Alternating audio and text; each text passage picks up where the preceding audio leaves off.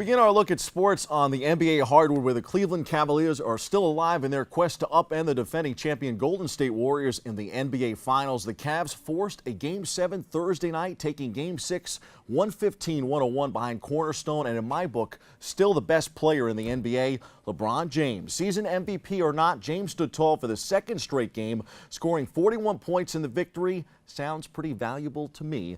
In the process, the Cavs went from the brink of elimination in the NBA Finals rematch to the edge of history. Partner in crime, Kyrie Irving added 23 points as the series switches back to Golden State for the decisive Game 7. Game 7 is Sunday night in Oakland. Game tips at 8 p.m. Eastern Time. Cleveland saved its season for the second time in 4 days and can now become the first team to overcome a 3-1 deficit in the finals. It would be the city's first major sports championship since 1964, when the Cleveland Browns beat the Baltimore Colts in the NFL's championship game. The Cavs trailed 3-1, but James and Irving scored 41 apiece in Game 5 to extend the series. They became the first teammates in NBA Finals history to score at least 40 in the same game. The duo turned in another amazing performance in Game 6.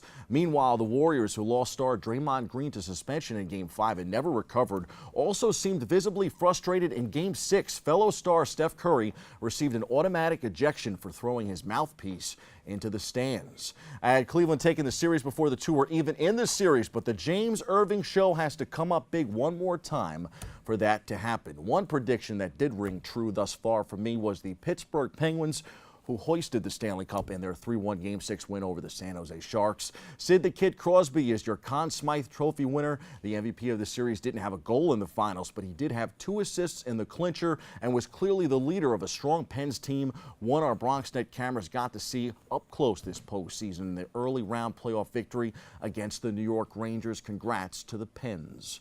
It was a tight series on the ice, but it couldn't have been a closer finish at last Saturday's Belmont Stakes. Take a look. No Triple Crown, no problem. Even without the Triple Crown on the line Saturday, the finish at the 148th running of the Belmont Stakes was dramatic. Creator found an opening in the stretch run and ran down destined to win by a nose. It is the closest possible margin of victory, and it gave Creator the $1.5 million purse. What you saw today, and that's a confident horse that went through horses.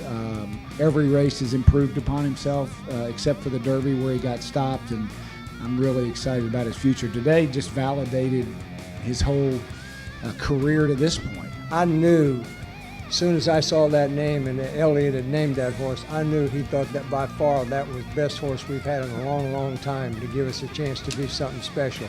Soon-to-be Hall of Fame trainer Steve Asmussen said the finish was perfect. Great thing about racing, is you have a bad day, bad week, bad month. They don't put you behind the gates. They line you up even and give you a chance to prove yourself. And just obviously want to thank for the opportunity with a horse like him that can prove he's good enough to win the Belmont Stakes. Minority owner, celebrity chef Bobby Flay couldn't have cooked up a better ending. Having a chance to be involved with a horse like that, with a farm like that, and the people that are involved in it, it was a no-brainer for me, and I shouldn't even be sitting here. Really. The only thing I did was, I certainly was cheering the loudest in the entire racetrack, and maybe I gave him that last little head bob, but that's about it.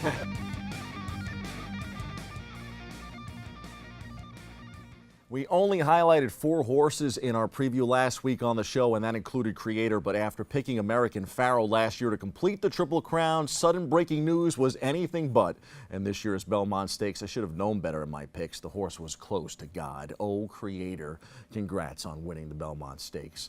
Time for some quick hitters. The 4th place Bronx Bombers are 6-4 over their last 10 games, including a win Thursday night in Minnesota. The Yanks topped the Twins 4-1. Former ACC Sabathia has been a pleasant surprise. He has reinvented himself in a comeback season and could very well be on his way to a return to being an all-star. 1 run over 6 innings for CC. The Yanks continue their series of mini tonight. In Flushing, the Mets have won 2 straight. They took the rubber game with Pittsburgh Thursday night, winning 6-4 as the club welcomed back Neil Walker and Michael Conforto to the lineup. The two, nagged by injuries of late, had back-to-back home runs in the 3rd inning.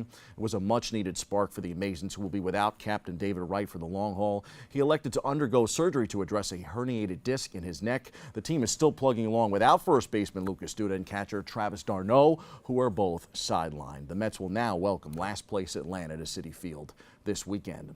There is still no movement regarding quarterback Ryan Fitzpatrick and the New York Jets. In fact, the Jets may be in good spirits at minicamp, but there's a good chance that when the team returns from their summer break, they will still be without Fitz and Muhammad Wilkerson, their best defensive player, who remain embroiled in contract stalemates. This is not a good sign for a team looking to build on last year's 6-win improvement.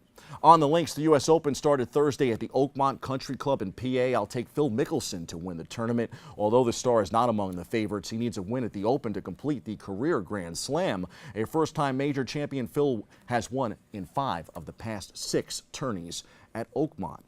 The NHL has settled on Las Vegas for expansion, provided organizers can come up with a $500 million fee. The NHL had Las Vegas and Quebec City as the 2 final options for expansion and settled on Sin City for the league's newest franchise. Las Vegas also learned recently that Formula One is planning a return to the Vegas Strip. A more elaborate Grand Prix is in the works. Imagine those cars flying by in excess of 200 miles per hour through the streets of Las Vegas. USA topped Ecuador 2-1 in the quarterfinals of Copa America to become the first team to advance to the semifinals in the soccer tournament. It was an historic day with the U.S. making the semis for the first time since 1995. Meanwhile, closer to home in the MLS, NYCFC is coming off a 1-0 loss to the New York Cosmos Wednesday. They're back in action Saturday against Philadelphia. That game gets going at 1 p.m. at Yankee Stadium. On the WNBA hardwood, the New York Liberty has won 3 in a row. They will be in Indiana Sunday. Star Tina Charles had 32 points in the team's win over the Connecticut Sun on Thursday. Those are the headlines. We hit the C-list for the Bronx highlight of the sports week.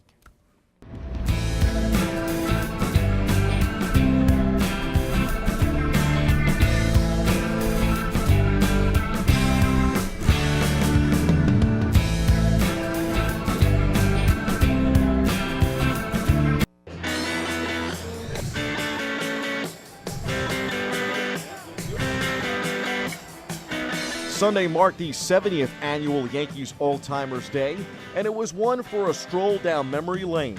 Pinstripe legend Bernie Williams says those championship seasons of yesteryear are the best of his life. I was young, full of energy, and playing the game that I practiced and I played from the time that I was 8 years old, that I was able to play it at the highest level that I could possibly play it for the best team in the world. Charlie Hayes helped get the Bombers' most recent dynasty rolling 20 years ago, snatching the final out of the 1996 World Series. I think I've had over 4 million people tell me that they were at the game, so I'm just proud to get the opportunity to, to wear a Yankee uniform again. Closer John Wetland made his All-Timers debut and said it's hard to believe it's been so long since 1996 when he was MVP of the Fall Classic. Great chemistry on that club. No egos, even though most were, had been around and done some really great things in their career. We just wanted to win. But all the legends agreed. Coming together for All-Timers is all about reliving those moments. It's so special. I mean, every year you look forward to it, and coming back and see all the guys you played with, you don't get a chance sometimes to see them over the years, and it's just a lot of fun. The Yankees do it the right way, and they make the whole weekend special, but, it's kind of cool to put the uniform on again. It's been about 11 years since I've done it, but the greatest part, without a doubt, is walking in that clubhouse and being around some of the Yankee legends. I grew up a Yankee fan out in Colorado, and then getting to play for them and winning a world championship here, and then going into Monument Park and going into the Hall of Fame with the Yankee cap, I can't even comprehend it. Nothing like Old-Timers Day in the Bronx. Speaking of some old-timers, a special happy Father's Day to all the dads out there this weekend. Sunday is your day. Let it be a sports day. Enjoy Game 7. That's your sports. I'm Bobby C.